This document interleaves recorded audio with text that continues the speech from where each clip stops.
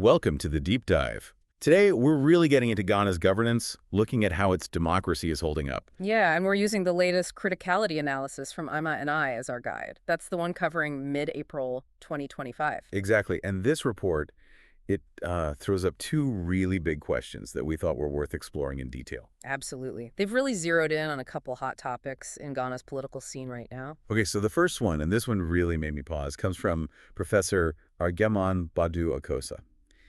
He asked, has multi-party democracy actually done nothing for Ghana since 1992? Wow. Yeah, that's a powerful statement. Quite provocative. It really is, and we definitely need to unpack that one. What's the second question the analysis tackles? The second one looks at the new party, the New Patriotic Front, the NFP, formed by Dr. Amawakaba, who used to be with the NPP. The question is, basically, can this NFP realistically become a major third force in Ghanaian politics? Right, another crucial question, given the political landscape. Now, before we dive in, maybe just briefly explain this criticality analysis itself. It's not just opinion, is it? No, not at all. It's quite systematic. Iman and I gathers information from credible news sources, then they categorize it under 6 themes. Things like policy, transparency, corruption, security, that sort of thing. Exactly. Policy and administration, transparency and accountability, anti-corruption, peace, security and stability, human rights and justice, and international relations. Got it. And they look at the information based on, is it factually accurate? Is it relevant? Timely? What's the potential impact? So it's less about judging the government's performance overall and more about understanding what's actually happening and why it matters. Precisely. It's an evaluation of key government actions and their significance. And these two questions are huge because, well, multi-party democracy has been Ghana's whole system since the Fourth Republic started back in '92. It's the bedrock, really. Okay, let's tackle that first big one then. Professor Akosa's claim. Multi-party democracy has done nothing for this country. He specifically said the only beneficiaries are the political class. Yeah, and he added that the professional class, the working class, and the underclass have all been totally marginalized. It's a very strong critique. It is. And the report notes his background, right? A known Nkrumahist, part of the CPP, even ran in their primaries back in 2008. That's right.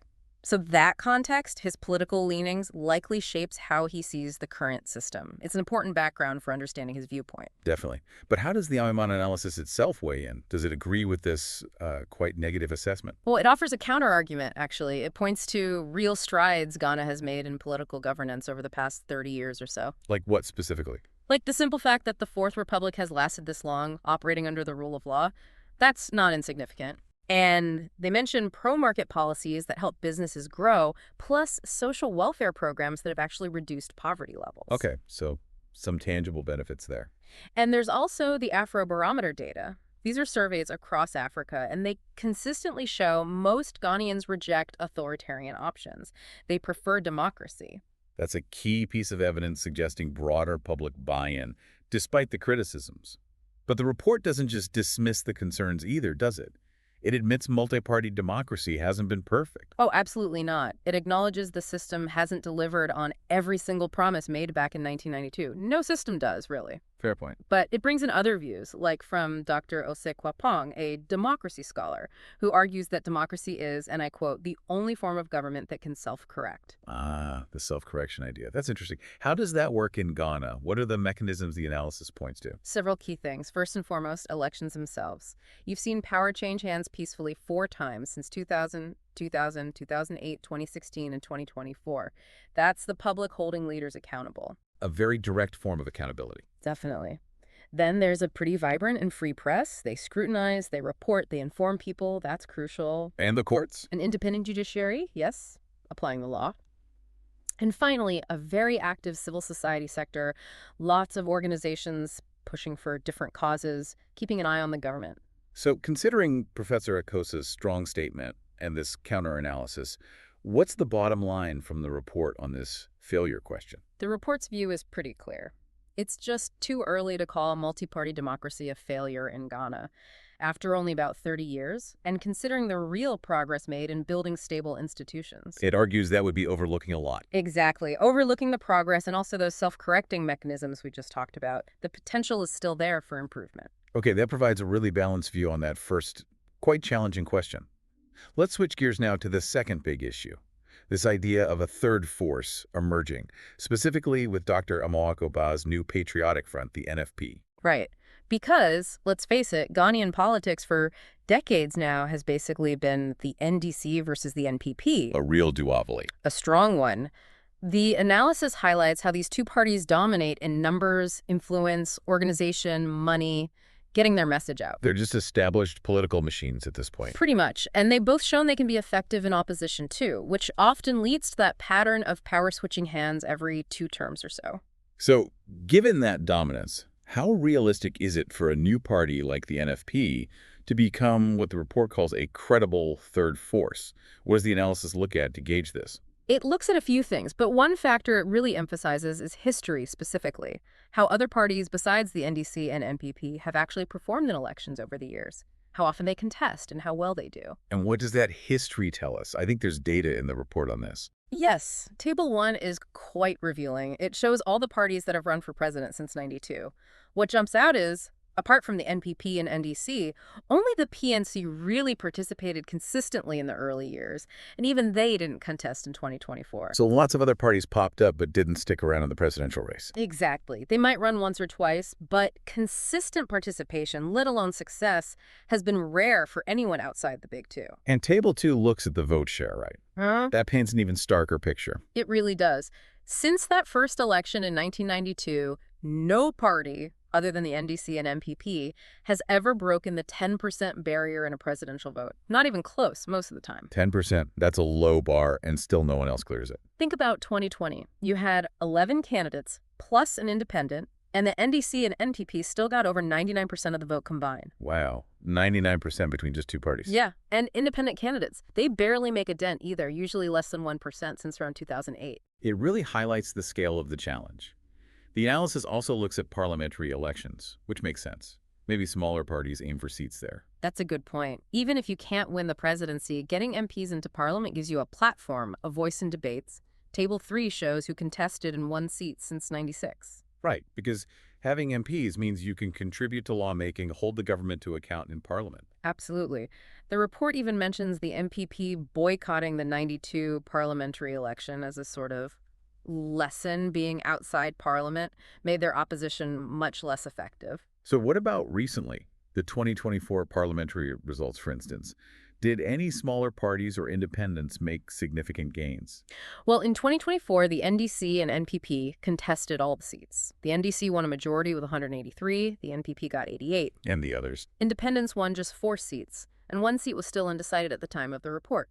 So again, it shows smaller parties really struggle to even contest across the country, let alone win significant numbers of seats. It affects their credibility, the report suggests. It does. And it even mentions that the Electoral Commission revoked the licenses of 17 parties back in October 2022, precisely because they just kept performing poorly. Parties like EGLE, UGM, NRP. So putting all this historical election data together, presidential, parliamentary, the fate of smaller parties, Yeah. what's the main takeaway from the analysis about the NFP's chances?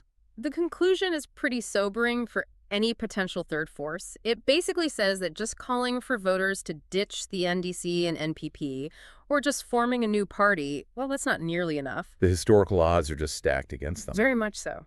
The evidence from past attempts shows just how hard it is to break into Ghana's established 2-party dynamic. The analysis also mentions breakaway parties, which seems relevant for the NFP, given Dr. Ba's NPP background. What's the track record there? Yeah, it looks at examples like the PCP, which broke from the NDC in '96, and the DFP, which did the same in 2008. And did they hurt the NDC much?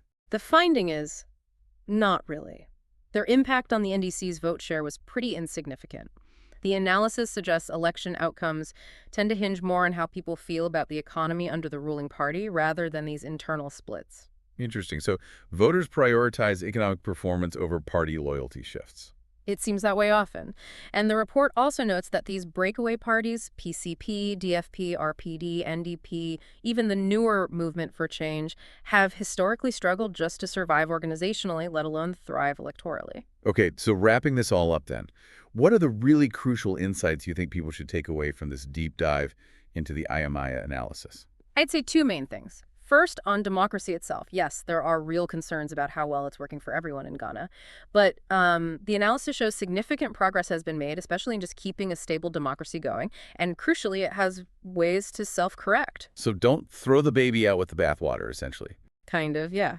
And second, on the third force question, the sheer dominance of the NDC and NPP, backed up by decades of election results for smaller parties and breakaways, means creating a viable third option is, frankly, a massive challenge. A very steep climb. Yeah. Did the analysis offer any recommendations? It did have one specific suggestion for the National Commission for Civic Education, the NCCE, Which was? to basically step up public education about democracy itself, about why political parties matter, including the role of the opposition. It talks about fostering the creativity of party politics. Making sure people understand the value of the system, even with its flaws. Right. Building civic understanding. Okay. That's a lot to think about. It leaves us with some big questions, doesn't it? Thinking about Ghana's political history and how hard it is for new movements. What would it actually take? What fundamental shifts would need to happen for a real third force to emerge and actually change the political game? Or maybe, given how resilient the NDC and NPP are, what else could be done? Are there specific policies or actions that could empower citizens more directly, addressing those worries that democracy mainly benefits the elite? Exactly. Some critical questions to ponder long after this deep dive. Thanks for joining us.